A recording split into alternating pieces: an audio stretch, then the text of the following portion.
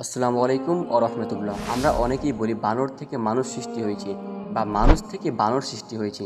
আসলে এই বিষয়টা পুরোটাই ভুল। মানুষ ও বানর আল্লাহ তাআলার ভিন্ন দুটি সৃষ্টি। বানর মানুষ ছিল না এবং মানুষও বানর ছিল না। এরা সম্পূর্ণ পৃথক দুটি প্রজাতি।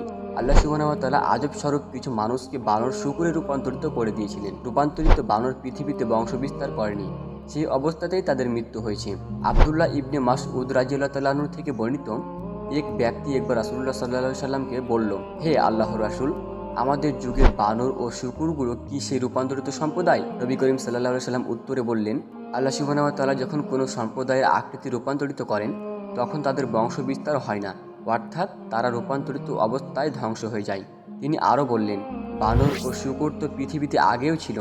মুসলিম হাদিস 2663। সব সৃষ্টির মধ্যে মানুষকে আল্লাহ সুবহানাহু ওয়া তাআলা উত্তম ওয়ে ও উৎকৃষ্টভাবে তৈরি করেছেন। আল্লাহ সুবহানাহু ওয়া তাআলা বলেন, আমি সৃষ্টি করেছি মানুষকে সুন্দরতম ওয়ে।